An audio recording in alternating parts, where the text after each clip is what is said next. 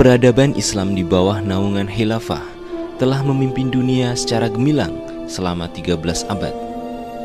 Belum pernah ada peradaban yang menyamainya.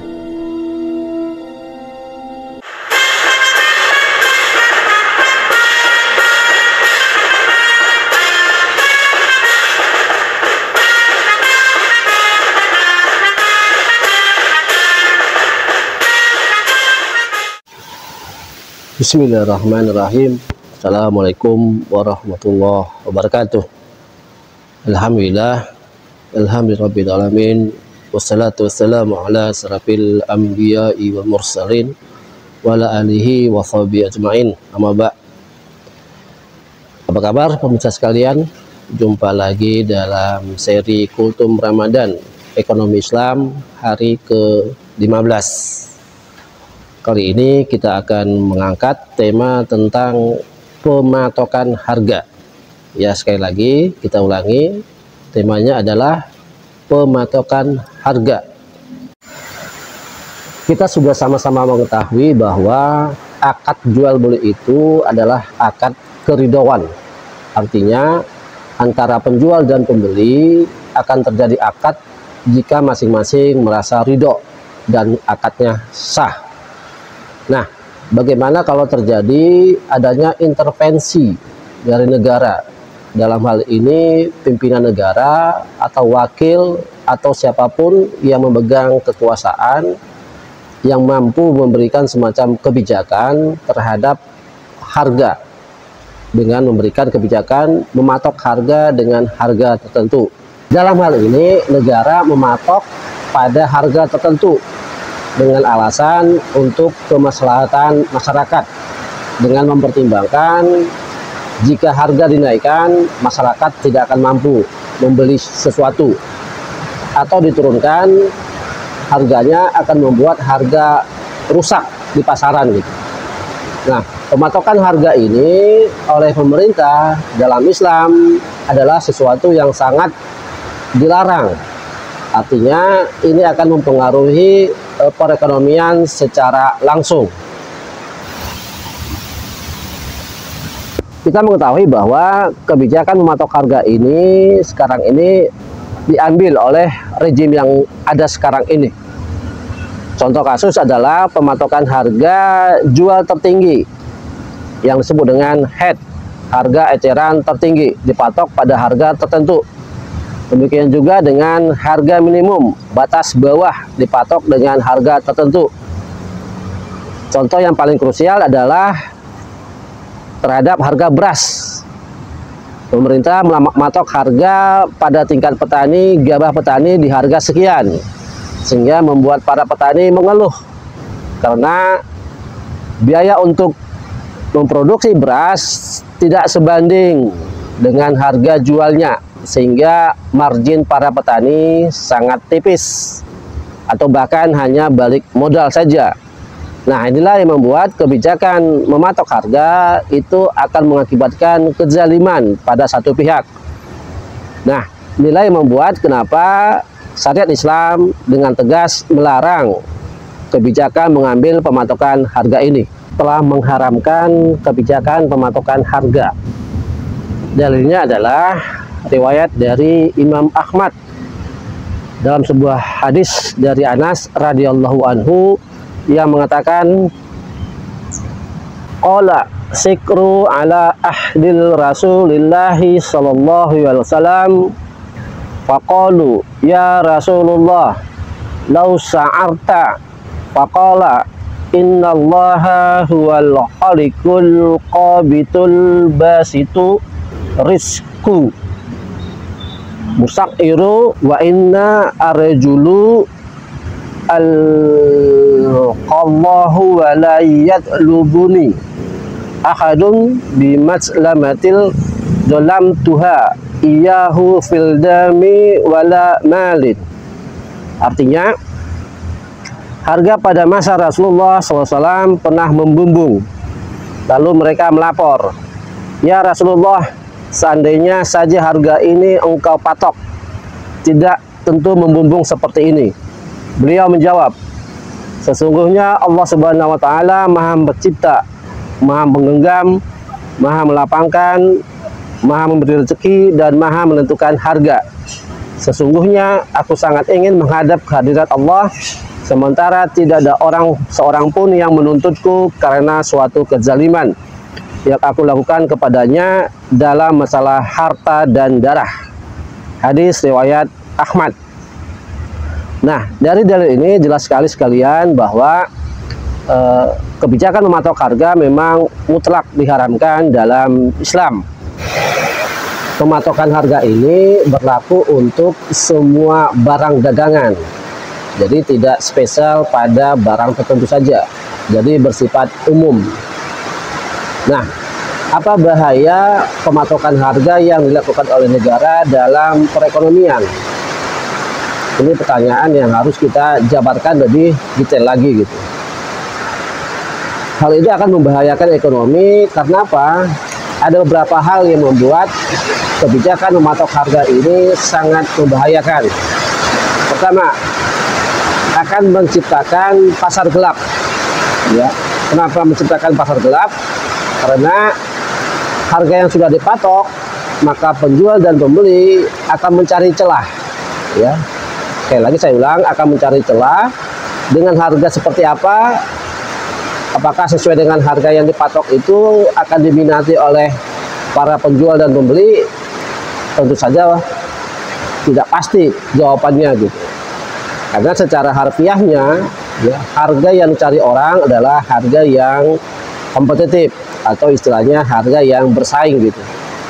Jadi kalau dipatok pada harga tertentu, bisa saja penjual merasa keberatan atau pembeli juga merasa keberatan, sehingga akan mencari alternatif, mencari barang tersebut di pasar yang tidak resmi atau pasar gelap. Tentu ini akan merusak harga pasaran dagangan di sebuah negara. Pematokan harga bisa menyebabkan harga barang membumbung tinggi, sehingga yang mampu membeli hanya orang kaya saja, sementara orang miskin tidak sanggup untuk membeli barang tersebut. Hal berikutnya adalah yang kedua, dengan mematok harga ini akan mengganggu tingkat konsumsi barang. Ya. Artinya apa? Akan terjadi distribusi yang tidak merata. Tadi kita jelaskan bahwa dengan mematok harga akan membuat harga melambung tinggi karena sesuatu dan lain hal yang menyebabkan setiap orang tidak mampu untuk menjangkau harga yang telah dipatok oleh negara. Hanya orang-orang kaya saja yang mampu membeli barang tersebut, sementara orang miskin tidak mampu.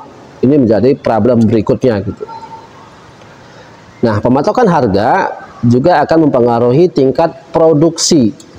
Ya. Kenapa bisa seperti itu? Ya, karena produsen akan berpikir ulang kalau harga dipatok, sehingga akan membuat biaya produksi itu menjadi sangat relatif, artinya tidak tetap.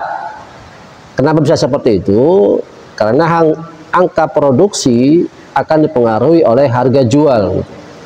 Nah, kalau harga jualnya sudah dipatok oleh pemerintah atau negara, maka produsen akan terkungkung atau terbelenggu dalam harga jualnya. Misalnya harga pokok produksinya ternyata bisa lebih rendah dari harga patokan yang dilakukan oleh negara atau pemerintah misalnya. Nah, ini membuat produsen bisa merugi, ya. Atau bisa dengan kata lain, ya, misalnya HPP-nya ternyata rendah, ya, sementara harga jualnya yang telah dipamatok pemerintah cukup tinggi, sehingga membuat barang di pasaran harganya tinggi sehingga sepi pembeli. Nah, ini merupakan faktor-faktor berikutnya yang diperhitungkan kalau terjadi pematokan harga. Jadi cukup memberatkan perekonomian sesungguhnya kebijakan dalam hal mematok harga gitu. Pematokan harga juga bisa menyebabkan terjadinya penimbunan barang secara besar-besaran atau ihtikar. Nah, ini akan membuat harga-harga akan semakin melambung tinggi gitu.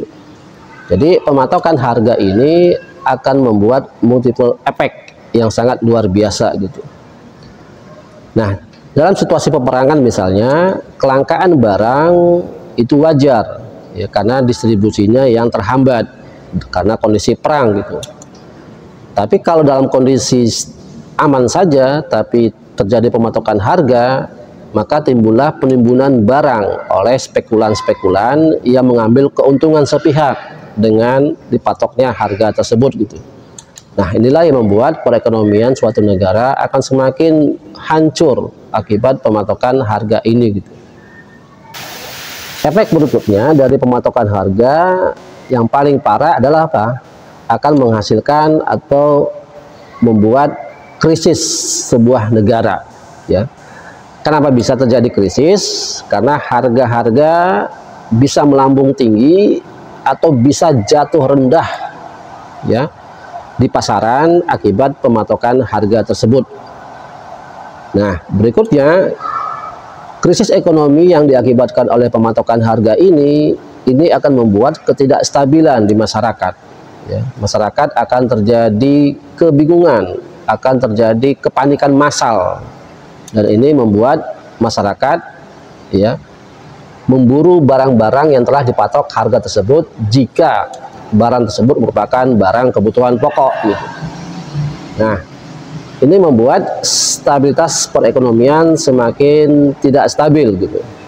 Harganya yang melambung tinggi, distribusinya yang tidak merata, dan yang mampu membeli hanya orang-orang tertentu saja. Nah, ini membuat perekonomian suatu negara itu akan diambang krisis. Pada masa pemerintahan Khalifah Umar ibn Khattab pernah terjadi masa paceklik, sehingga masyarakat dan para sahabat meminta Khalifah Umar untuk melakukan kebijakan pematokan harga. Masa paceklik tersebut dikenal dengan nama Am Ar-Ramadah. Paceklik ini hanya terjadi di Hijaz ya. Saking langkanya barang sehingga membuat penduduk Hijaz kelaparan. Nah, oleh Khalifah Umar diambil kebijakan yang tidak melakukan pematokan harga, karena memang kelangkaan barang pada saat itu terjadi karena memang secara alami, bukan karena terjadi penimbunan atau ihtikar. Nah, Khalifah Umar bin Khattab tidak melakukan kebijakan mematok harga karena melambungnya harga-harga akibat kelangkaan tersebut gitu. Kebijakan Khalifah Umar adalah tidak mematok harga barang, tapi beliau melakukan kebijakan yang mendatangkan barang-barang kebutuhan pokok yang didatangkan dari negeri-negeri kaum muslimin yang lain yang tidak mengalami paceklik, yaitu suplai barang dari Mesir dan negeri Syam yang dikirim oleh gubernur Syam dan gubernur Mesir ke Hijaz, sehingga kelangkaan barang dan masa paceklik bisa teratasi dengan baik tanpa melakukan kebijakan pematokan harga. Demikian kultum kita hari ini, semoga bermanfaat. Terima kasih. Assalamualaikum warahmatullahi wabarakatuh.